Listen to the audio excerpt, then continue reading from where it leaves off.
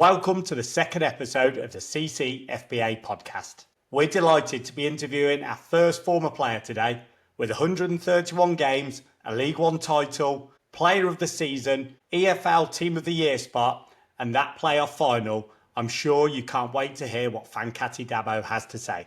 The CCFBA is the largest of its kind in the UK, with 340 players registered. The association raise money for local charities and also look after former players that may hit hard times through illness, injury and financial hardship and addiction later in life. Please follow our Facebook and TikTok pages, and whether you're listening on Spotify or watching on YouTube, please hit that like and subscribe button. Thanks to our sponsors for this episode, the Midland Mixos, providing mobile cocktail bars in the Midlands and beyond. And now, without further ado, let's speak with Fankaty Dabo. Let's all sing together. Hunt. Oh, what a goal!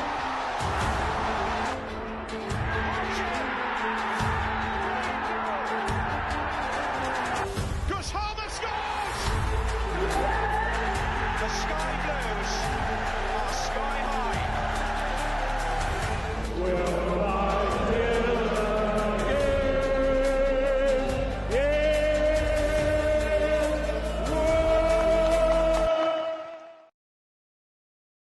Fanky, thank you so much for joining us. How you doing? Well, man, how are you? I'm really good, thank you. Good to see you. And how's things for you? What are you up to at the moment? I'm just chilling, being a dad, having fun with the kids. So it's nice actually, having a bit of time off, but a bit frustrated. I just want to get back to kicking the football around. So hopefully sooner rather than later. Right, and there's no club at the moment. Then are you available? Yeah, ready and waiting. Just need to probably lose about a kilo and stop eating so much. But no, ready and available. Are you keeping yourself fit without a club? Are the kids keeping you fit? They're probably keeping me the fittest. It's hard sometimes to keep fit, but I'm trying as much as I can, making sure I don't put on loads of weight and all that, and just trying to be ready for when the time comes. Nice one. And Fanky, we're going to start more recent times. You were back at the CBS in April for the Burnley game for Legends Day. What did you make of the reception you received? It was amazing. Honestly, it was almost overwhelming because you don't expect to get such a nice reception. Not even on the way things ended, because I still feel like everything was fine the way it ended. But you just don't appreciate sometimes or understand how much you're loved until it's all over. So to go back, it felt just amazing to experience that. Yeah, well, look, I don't think anyone ever doubts that you were loved at the club, and it was never in doubt that you were going to receive a great reception back at the CBS Arena. So we'll move back to your time at Coventry shortly, but I don't want to gloss over the career you had before joining Coventry, because as a way of a junior, it's all pretty impressive signing at Chelsea at 12 years old, was it? I think so. It's a few years back now, so yeah, something like that. So back at Chelsea, I mean, who was around at the time you were at Chelsea? Was Mourinho around? Abramovich? Were the days they were splashing money left, right and centre? Abramovich was there. I think Chelsea opened a new academy building, and that was within I think I was 13. So we got to see the manager at the time, who was Scolari. We got to see Abramovich walking around, all the players, John Terry's, Frank Lampard's, Ashley Cole's and all that. So it was nice as a kid to see all that. So yeah, there was, well, as you know, so many different managers. We saw almost all of them. And how much were you involved with Adi Vivash? Was he around your youth teams at Chelsea? He was my coach from 12. He was the assistant when I was 12, when I first got there. And then I had him again when I was 14, 15. And then between him and Joe Edwards, I had them from 14 up until I was 22, 23. So they both played a massive part in my development and career. So both big influences on your upbringing at Chelsea and through the younger days. 100%. Not even just as a footballer, but also as a man and a human being. Good stuff. And then it was quite interesting when you went to Chelsea. You went on loan to Swindon. Now, if my research is correct, Swindon, you may have scored your only career goal at Swindon. Am I right? My only career goal in the right net, yeah. Yeah, it was all right. Don't know what I was doing that far up the pitch. To be fair, I think I was probably trying to get. Yeah, because it's my only one. There's not many to remember. No, it was all right. Decent finish, I think. God knows when the next one will be. Yeah. Then you went out to Holland to Vitesse. That looks a place. Did a few Chelsea players go out there? I believe Mason Mount was out there at a similar time. How was moving as a lad from London, playing for a local club, moving out to somewhere like Holland and playing at that standard? It was different because we all know our careers on all different trajectories and we never expect it to go smoothly. But I don't think I ever expected to go to Holland. So it was different. But I learned a lot for the 2 years I was there. But it was nice because the boys were there as well. So we had a bit of not safety, but a comfort blanket just to be with the boys because there was a few of us. So that was nice. I learned a lot. And I actually enjoyed it, like on reflection. Yeah, great move for the career. And the manager obviously liked you because was it Henk Fraser that was your manager at Vitesse that then took you to Sparta Rotterdam a year later? Yeah, he did. Yeah, great guy to be fair. Great guy. Wonderful. And then it was to Coventry City. And what did AD Vivac play a big part in that move? I don't know what happened behind the scenes, but I just remember getting a text from him one day, and then boom. The next day, my agents was in there, and then we'd done the deal, and I was looking forward to playing football there. To be fair, so yeah, it was quite quick, and I don't know how much AD did behind the scenes, but I don't know, maybe he did a lot, and it was happily ever after almost. Yeah, well, we're all really glad that you came to Coventry. What sort of attracted you then? I mean, was it just getting a move away from Chelsea, looking for first team football? Was there anyone else looking to sign you at the time? I don't know. I think it happened quite early. It was just, I knew AD, of course, and then I spoke to, I can't remember his role at the time, but Chris Bannon, I spoke to him, and then the project that was sold to me just sounded so good, and like, I didn't want to miss out on it. And then obviously because I knew AD, I'm sure I might have known some of the boys that had been there. Well, I definitely knew some of the boys that had been there, and some of the boys potentially that were there at the time. I just knew that it was definitely a good opportunity for me to further my career and to continue improving, really. So I just picked it and went along with it, and then hoped for the best. Yeah, and what a season to get the ball rolling. It wasn't a bad first season at Coventry, was it? Player of the season, EFL team of the season. That's hitting the ground running. Yeah, it was. I feel I was really hungry, and my body was just ready to go, really and truly. So it wasn't just me, to be fair. The boys helped me a massive, massive part, and I think the group that the club put together was just immense. Not just the football, but the mentality and the togetherness was unmatched. I don't think I found anything like it since. So I think that side of it helped to push what we achieved, and then helped to push me to achieve what I achieved that season. Yeah, and what were your first impressions of the club and the city as your first year in Coventry?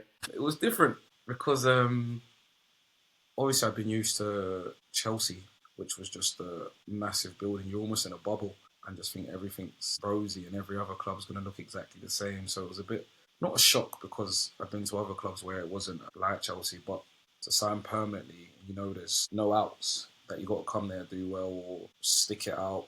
So it was just something new, something different, and I was just like, this is what it is, I'm going to take it for what it is, and just touch wood, I was going to enjoy it. We were playing at Birmingham back then. I mean, was that difficult? Not huge attendances, obviously a nice ground, nice playing surface, but must have been tough. Nah, I think we just took it in our strides, to be honest, because as I said, there was a lot of new boys, and it just was. There was no Rico at the time for us, so that was our home, and that's what we knew. I think it kind of served us good, to be fair, because obviously that's where we got promoted, and we played so much good football there, so it was just full of good memories. Yeah, and a good steady season. That was a League One winning season. Yeah, it was a little bit sad how that season ended because of COVID, of course. We could have won in front of the fans, we could have paraded the trophy, because I'm sure with how we was playing, we was going to win it regardless of how many games. Because there wasn't many games left, I'm sure. And I'm sure we would have picked up the points to be champions. So, but no, either way, we won, and we've got the medals to show for it. And it was a great, great season. Yeah, disappointing, I imagine, for players and fans alike, especially the rough time the club had been through for 20 years. And to have the season cut short when we were going to win a league, I know I can speak from my point of view, we were definitely winning that league. We were gathering momentum, form was picking up. We were by far, in my opinion, the best team in the league. I take it the players felt that as well. 100%. We felt going into almost every game we wasn't going to lose. And if we went behind or it was 80 minutes, 85 minutes, 89 minutes, we was going to come back and score to either draw or to win, because that was just the belief we had in ourselves and the mentality and the president we'd set. So, and we knew he was good. We knew the quality we had in the changing room. We knew the options we had, and we knew the training we was doing. So, when you just know, you know. And I think that's what it was that season. Were there any games in particular that stood out for you in that season where you just knew this is where we're going? I'm thinking in particular the 4-1 win at Wickham, a couple towards the end, 1-0 wins against Sunderland and Ipswich, I think, where you just knew that that's where we were heading. I think I've been asked this before, but the game that really, really told me that we were on our way to do something really good was Portsmouth, when I got sent off, and Javain got sent off as well. And I'm sure we was 3-1 down at the time with 9 men. And you're hearing someone's been sent off. Well, for me anyway, I heard someone got sent off and I was hoping, like, cool, we've evened it 10-10. And I see Javain walking up, and oh my God, we're done here. The gaffer's going to come in, he's going to do us all over for indiscipline, this, that, and the other. We'll turn around and I just hear the boys come in and I'm hearing celebrations and that. And I think, what? And I just hear the boys come out, it's been 3-3, we've done it. I said, what? Like, you guys are bailed us out of trouble. And that's when I knew that it was real and that we could mount a proper challenge, because, as you know, Portsmouth is a really good side and great support, great everything. I always describe that as my favourite away game, Portsmouth, and maybe some people forget that you were sent off, because Castanier's sending off was so memorable. He slid halfway along the pitch, and maybe he might have been more in trouble. What did you get sent off for on that day? 2 yellows. So it was, I think I did something in maybe the first half, and then the ref said I handballed it for the second yellow, which I don't think it was. And then I just thought, I messed up here. I think we might have been on a streak or something, or we just didn't like losing anyway. So the fact that I felt that I could have let the boys down was tough. And then just to come back and draw 3-3 with 9 men is almost unheard of. So, yeah, as I keep saying, the group was massive. The group was so good. Always remember the scenes, the limbs in the away end on that day. Yeah, a great day. So, Fanky, thanks for being part of that, even if it was getting your red card to mean that we got a point with 9 men. So... yeah, a great season. Disappointing way to end it, but still the same. Champions and into the championship, where I'm sure that was your aim when you came to Coventry. That's where you thought the club to be, and hoping that's where we'd end up. Yeah, 100%. Because first that was the aim to get there, because I think the season before we just missed out on the playoffs. And then once the training had begun, and I knew AD of course as well, so I knew the standards he set. When I spoke to the gaffer, I knew the standards that he set. And once we trained the boys, you could see the quality. You're going, wow. And you see the quality of the league. And I felt that, I shouldn't say we was above it, but I thought we was the best. And I just knew that was the level for us to be in the championship. But then when we got there, we realised how tough it was. And we almost got out of it. But it was a good 3 seasons we had in the championships, and we enjoyed it. Yeah, we finished 16th in that first season in the championships, and to be honest, we held our own. You know, difficult start, maybe like you say, but you realise the increase in the levels. But certainly across the next 2 seasons, we more than held our own. Few good players signed along the way. Which sort of players? I see that you appeared to get on really well with the likes of Matty Godden, Gustavo Hamer. Anyone that you particularly got on well with at the club? I don't want to forget names. So almost everyone, but like probably those were my closest friends. Cal O'Hare, Jake Bidwell, Sheafy, Jamie Allen, Ben Wilson, all of them. Like Simon Moore, probably forgotten some names, but I'm still in contact with most of the boys that were there or are there. As I keep talking about the group, it was probably just testament to them how many of them I got along with, because as you know, at a workplace, sometimes don't get along with 50%, 75%, or maybe the odd one or two. But I think I got along with everyone. Yeah. So But I a think good team, a those were good camaraderie, a good bunch of lads, and that's what normally makes for successful teams. I imagine a good team spirit. easily. The changing room was great. Like, especially for the League One winning year. The second year it was good still, but it was just tough because of the results. So we felt like we couldn't breathe almost. We couldn't enjoy ourselves as much as we wanted. Like, sometimes you want to switch off from football, but you can't because you know that there's a job to do. Then the second season after that, I think we almost made the playoffs, and that was good. And then the one where we got to the final, I think potentially that could have been up there with the best changing rooms, because I felt like there was such a mix of personality, such a mix of culture, and a great understanding of each other, because we all had different, as I said, personalities maybe, that we all had to get to grips with, and also the different cultures that we all had to get to grips with, the different upbringings. So they all played a part in who we were, and that the facts that everyone bought into who everyone else was massive. And I don't think maybe in a lot of places you find that enough now, because they don't accept difference and everyone almost has to be the same. Yeah, I think it was very evident from a fan's point of view. Certainly the connect between players and fans, and the players getting on better with players was very evident. Was there a big change in the club while you were there? You know, obviously Sisu sort of were there when you first came in and had gone by the time you left. Did you notice things were getting better as things were improving off the pitch? Once they left. That was obviously part of the improvement. Doug King coming in was a big improvement, was it? Things seemed to be getting better on the pitch as they were getting better off the pitch. He came in, I don't think when he came in there was much, we didn't see much change that much. We saw a little bit, and I think that it flustered us because changes change, and we're not like used to. We all like being comfortable, but I don't think I was there for much of his reign, and I was used to what Sisu did, and because the gaffer almost had full control, and I think that's what maybe made it a bit better for us, because we knew where to go and what was always going on. Really, it was quite transparent from player to club wise, kind of. So it was almost like one massive big family, from us, the fans, the gaffer, all the coaches, the office staff, the chefs, however many staffs there were there.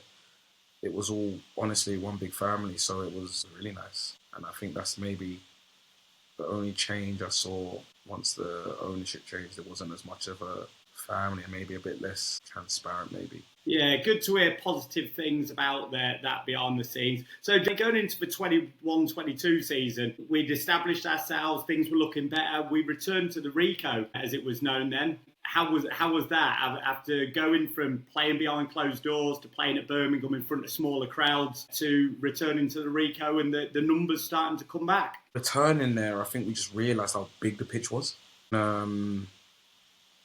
The effect of a massive home following, because obviously at Birmingham, even though like a lot of fans came for what it was, we didn't have almost full stadiums. So when it started to pack out, you're like, wow, this is what it shows you how big a club Coventry is. And it was closer, first and foremost, yeah, it was closer to get to. And it just showed how much more, should I say much more? But maybe how much you can achieve with fans being there, and just that support spurring you on. So was that another big, the away support was always brilliant in your early days. It must have been big. We beat Forest, I think, in the first game back at the Rico, and there was wins over Fulham that season, who absolutely ran away with the championship in that season. And obviously a good team with the fans backing behind us was a big difference. No, massive.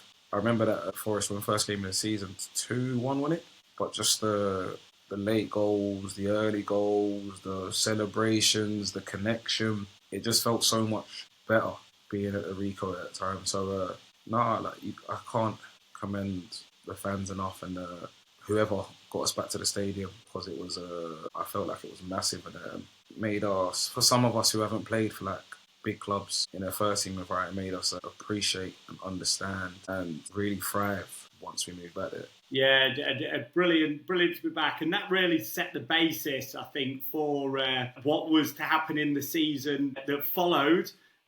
Seems a good time to take a break. We're going to just have a little word from our sponsors, and we'll be back after this short break and hear how that last season was, the run to the playoffs, and what you've been doing since leaving Coventry. So we'll be back just after this short interval. Cool. The Midland Mixos are the Midland's #1 supplier for mobile wedding bars, cocktail masterclasses and fun casino tables.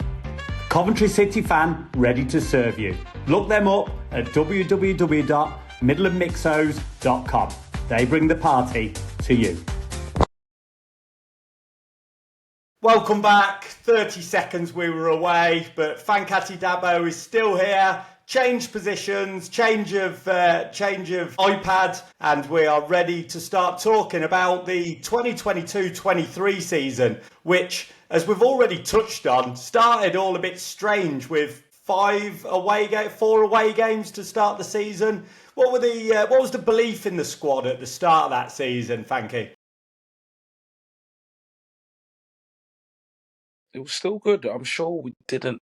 Did we win? I'm not sure we won many of them first away games because we was never the best away from home. So we knew that the form would eventually pick up because we had home games to play.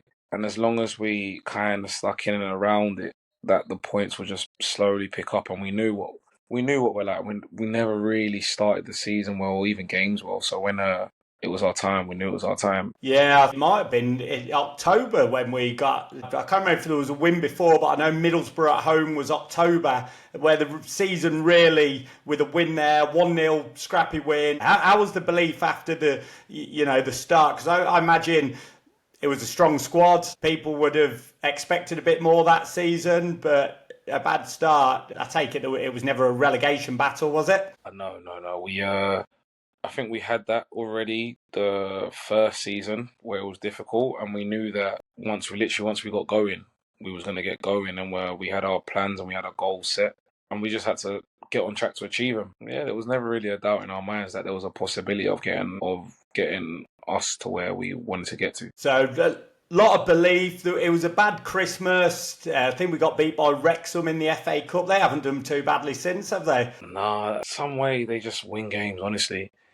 I don't know how they've done it, but it's fair play to them. Fair play. So was it 3 promotions on the bounce? And yeah, I remember that FA Cup game like it was yesterday. It was awful. So hopefully it leaves my memory soon. At the time, it was a really bad result, but looking 3 years later, when we're playing in the same division, things really picked up at the end of the season, and there was the 4-0 win away at Huddersfield. I think was a real that we really kicked on from there. I think we went 9 unbeaten at one stage, and I think that's when the fans really started believing. That's the same for the players. The confidence just grew and grew. I always think we had a massive belief in the change room, and just as a group of staff and players, because of the quality we saw in training every day, the level of training that was put on, we knew what we could achieve, and we always was quietly confident.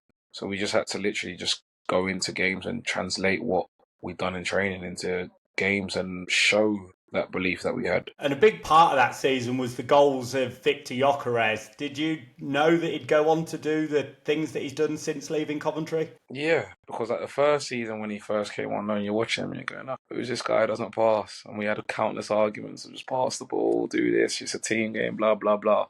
And then the second season, he showed why he didn't pass. And I was like, all right, Vic. I put my hands up and like, you're flying. Yeah, credit where credit's due. You could just see him growing in confidence. And I think he picked right where to go and play his football next. And he continued to flourish, and they continue to have the belief in him, which translated into him doing as well as he's doing. And do you keep in touch with Vic? I imagine he's a sought-after man at this. Every so often, he's a busy man, so... No, we speak every so often. It's nice to just see him doing well, really and truly. So when he's doing well, sometimes just drop him a text just to know, not that I'm thinking of him, but just because he's a plaudits are due in it. So just to continue giving him them, and God forbid the times ever get tough, it'll be the same text I'll be dropping because I know how it is when it's not going so well. Yeah, and Gustavo Hamer was another player that played in that side. Again, gone on to be a good Premier League player, good top end Championship player. Imagine, will he be back in the Premier League next year? You're asking the wrong person. I don't do the transfers. God knows. Honestly, God knows. Literally, time will tell.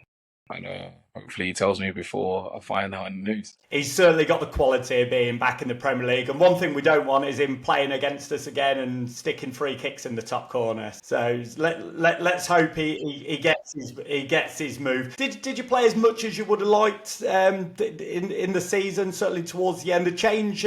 We went to 3 at the back, didn't we? Did you prefer playing as a right back, a right wing back? Do you prefer playing in a 4-4-2, a 3-5-2? Which suits you better, do you think? I just liked being on the pitch, to be honest.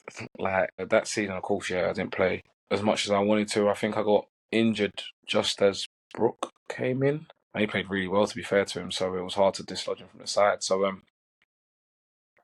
no, it's anywhere on the pitch, really. As long as I'm playing and contributing, but a bit more that season, it was more contributing in a different way rather than just on the pitch. Well, he certainly came off the bench to good effect, and that playoff semi-final against Middlesbrough, is that one of your favourite games in a Coventry shirt?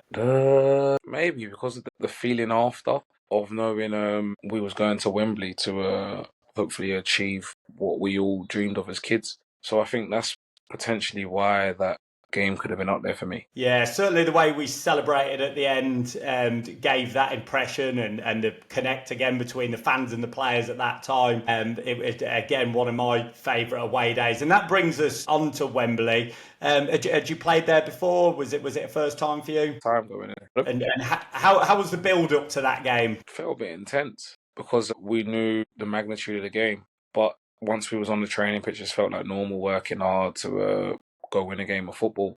It was just more walking around Wembley and you're going, oh, this is different, being on the player side rather than a spectator side. But other than that, it was literally just another game of football. Yeah, and it started badly, 1-0 down. Brilliant goal by Hamer brings us back into it. It was a big blow losing him, wasn't it, midway through the second half? And as Sheffield United found out in their playoff final as well, Hamer went off and things seemed to go not so well. Honestly, it felt like a deja vu watching him go down again, especially with 09 getting injured in like the first minute. So it just felt like literally watching the same game over again. So, but no, losing a player of his quality in a game like that, or in any game, you'll be able to tell the difference because of just how he conducts the games. But do you feel we were on top of that game? Do you feel could we have won it? Is there anything we could have done different, or is that just unlucky and you roll the dice when it goes to penalties? No, definitely it's a roll of the dice when we go to penalties. But I feel like if we started the game better,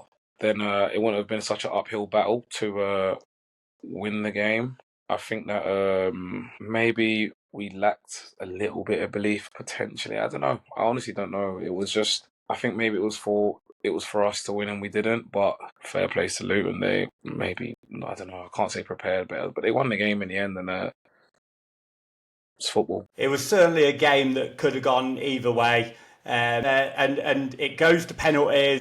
Just before it goes to penalties, VAR, a lot different having VAR. We could have lost that game. They scored, heads were in hand, and it goes to VAR, and the decision went our way. Was it like playing in a VAR game of that magnitude when you think, oh, that's game over? It was different. It was weird because it goes in the back of the net, you get a bit deflated, and you forget that there's a review potentially to go on. So it was kind of like you got to readjust and get ready to play again because you're back on level terms. Or the goal was never a goal when you're still winning or whatever it is. So no, it was just very different and unusual because we hadn't experienced it before in the Championship. Well, that was one that certainly went our way. The season after at Wembley was quite the opposite when Victor Torp scored in the last minute. But it goes to penalties. I mean, are they potentially 10 of the best penalties you've ever seen? The standard of those penalties with the first 5 were fantastic, weren't they? Yeah, I was hoping someone missed before I actually stepped up, so it made the pressure a little bit less. But no, it was all good penalties, and you just, for me anyway, just hope to execute what you do in training day in, day out. But unfortunately wasn't the case. And were you always taking the sixth penalty, or was that something that you had to put your hand up when it goes to sudden death? No, I blame Gus. Anyway. Gus, no one told him to get injured and not be on the pitch to take a penalty. So if he had been on the pitch, he would have taken a penalty. And But Casey no, Palmer I as just well. stepped. Would he have maybe took one? Well, Casey 100% would have taken one. So it's his fault as well. I blame him for not being on the pitch to take a penalty. So I was hopefully a bit further down the list if they had been on the pitch. I think everyone will say fair play to you, Fanky, for stepping up and taking one. Certainly one of the hardest positions to take a penalty, sixth, when you're maybe not expecting to take one. What's your thoughts as you are walking up? Being at the Luton end must be hard as well. You don't realise how daunting it is when you actually walk up and see just a goal, a penalty spot, and a million orange shirts behind the goals. But you just put the ball down. You just want to do what you practice in training, day in, day out. And I think, oh yeah, it's a penalty. It's just football. But then when I missed anyway, it was like, oh my days, what's going on? And I just felt like let a lot of people down. You look back on it now and just go, it's football, yeah. But no one was actually let down by me. Maybe a lot of people were inspired by the fact I stepped up to take it in such a tough circumstance. But it's nice not to have the story to tell, but it's nice to have done it and just been there, no matter what the outcome was. I think it's fair to say the team and the manager rallied around you straight afterwards. How important was that to you? Oh, it was massive. And I think we've touched on the camaraderie of the group of people at the club. So I didn't feel alone. And it was just me in the stadium who was, I shouldn't say, it was just me alone in the stadium. Because it wasn't just me going through it, the other boys were going through it because we've lost the course. And I'm sure the fans were distraught too because we just missed out on an opportunity to get promoted to the Premier League. I'm not saying anyone blamed me, but I'm saying we was all in that moment. And I think that bit of the end of the game showed that. Yeah, I think I speak on behalf of all Coventry City fans where, nobody blames everyone. The effort from the whole team that season was absolutely unbelievable. I think we were proud to be there. We were immensely proud to have gone so close, and no one I can think of points the finger at any one person for that other than what a great effort it was from the whole team and all the people who stood up and took a penalty under such pressure. So on behalf of all Coventry fans, fair play. I don't think anyone points a finger of blame. And what was the immediate reaction? Obviously negativity afterwards, a lot of media about messages on social medias, and then of course being released by Coventry. It must have been a difficult time. I didn't really see the messages. I don't really use social media like that. Like I go on it every so often, so I managed to miss most of it. I was just informed by people at the club and some friends who had seen it. So that bit of it was almost irrelevant because I didn't see it, and a lot of opinions don't really matter to me. And then the fact of being released by the club was tough only because it was the end of my time there. It wasn't tough because of the timing, because if we didn't reach the playoff final or we'd won and that was the same outcome, it wouldn't be as big a deal as it was made out to be. Yeah, completely agree. You think that it would have happened anyway? The penalties. Yeah, it probably would have happened. There was a change at the club, as everyone knows, and it's football. It's life.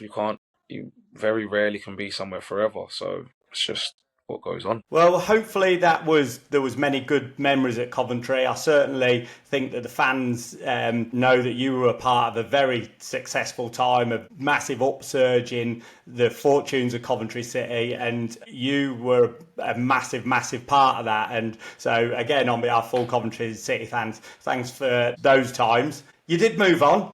Oh, you went to Forest Green Rovers. How is vegan food? Food is food, innit, for me. I wasn't too fussed about the grub. It was just get it down, you're in it. So yeah, and probably wasn't a great season for Forest Green. Relegated to the National League.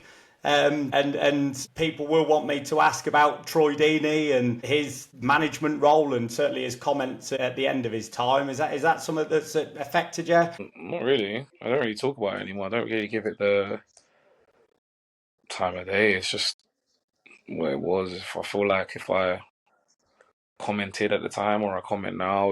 It's all it just is what it is. I feel like going to Forest Green was probably not the best decision for my career, and I could have been more patient and explored other options that may have come up later. But I feel I had the experience for whatever reason, and when it comes to that, it comes to that, and I'm sure I'll be able to help a lot of other people when if they're to go through a similar time to me and what they're to do. I'm not talking in terms of like picking Forest Green. I'm talking in terms of just decisions to make with clubs and whatever choice, or whether to be more patient or whether not to be. So, yeah. I imagine it's a tough times of football, a lot of decisions to make, a lot of people to consider, and I guess sometimes they're the right ones and sometimes they don't work out quite so well. Hopefully you look back on your time at Coventry and think that was definitely one of the right decisions you made. And speaking of the fans, I'm going to just pick out a few questions we received on social medias and from messages. I'm going to pick out 3 or 4 of them, and then we'll wrap up. So Adam from Hales Owen, this is something I haven't picked up on. Which do you prefer, Sergio Busquets or Dabo biscuits? Now, is this something that happened at Rafe Rovers? There was some, they brought out a range of biscuits, I believe. Some biscuits. I think I prefer Sergio Busquets only because what a player to watch. I'm not sure if the biscuits were as good as watching Sergio Busquets, because maybe they put a bit on your waistline. So probably Sergio Busquets. Couple of questions we've had. We've had it from Joe and Jed Clark, and there was a couple of people ask on TikTok. What's your favourite Cov moment? If you can pick one moment that stands out for you. Well, it's loads. So probably actually picking up the trophy for League One, even though it was a COVID. They didn't lift restrictions, but they gave us the ability to actually be together and actually celebrate. No matter how intimate it was, I felt it was sick because we could all be together in that moment, enjoy what we had worked so hard for. Yeah, good that you got to enjoy that moment, even though it was socially distanced and with some rubber gloves on, but just got to reward the great achievement. A bit of a deep one, this, from Will from the Nuneaton and Bedworth Supporters Club. How did the reaction from the playoff final change the way you see football and life now? First, I think that it gave me a bigger perspective on life, because I think people saw that it was a difficult moment for me and still show that there is a bigger community in football. It's not just the players on the pitch or the staff and the immediate fans. There's so many people who create this massive community in football, whether it's just the home fans and the away fans, random supporters of different clubs. And there's also more to life than football. Despite the adversities it brings, there's so much more to life, and you can still be happy. I shouldn't say without football, because football is what I've known for God knows how long, but be happy in other avenues of life. It doesn't have to consume everything. Yeah, and we'll finish on this last question. Do you still keep track of how Cov are doing? That's from Matthew on TikTok. Yeah, all the time. I watch. I shouldn't say I watch all the games, but I always check the scores, and I've still got friends there, so I don't ask them the team. I just wait to see who's named in it. Joe's my old coach as well, so it's nice to check and see what's going on with Cov. So it's not just my love for the club for me, it's also my love for the club because of my friends and because of the staff too. Yeah, I imagine it was a big shock for you when Mark Robbins lost his job last year. Did you hear from Mark? Any words for him? No, it wasn't. I texted him because obviously it's awful when anyone loses their job. So dropped him a message. It's nice to see that he's landed at Stoke, and hopefully he can do good things there, really. And what's your prediction for Frank Lampard and Coventry next season? I think playoffs is definitely achievable again. I think the league has got really, really strong again with the teams that have come down and the teams that are coming up. So I think it's going to be minimum playoffs, and it's going to be a very enjoyable season to watch. We look forward to it. Fanky, I want to say a massive thank you for being part of our CC FPA podcast. We really appreciate your support. We really would like you to come back for a game next season for Legends Day. I'm sure the fans would love to see you. They always do. We'd love to see you. Come back for some games. But for now, massive thank you. Best of luck for whatever's next in your career. and for life with you and your family. And we really hope we'll see you soon. Fankaty Dabo, thank you very much. No, I just want to say thank you, because obviously without the Former Players Association, none of this would be possible. So thank you, thank Sarah, thank everyone who's involved in it, because it's massive, especially going to Legends Day. God knows when it was, April. That word community again. There's a massive community in it, and you see all the former players all being appreciated and loved, and it's it's actually really nice and almost overwhelming. So again, thank you, thanks to Sarah, thanks to the whole Former Players Association. Pleasure. It'll be passed on. If you've enjoyed this podcast, please like and subscribe on YouTube and Spotify. There'll be plenty more of Fankaty's former players coming to chat to us. Hope they're all as good as Fanky, as open and honest as he has been. Thank you again for joining. Thank you again, Fanky. And we'll see you on the next podcast. Oh, thank you.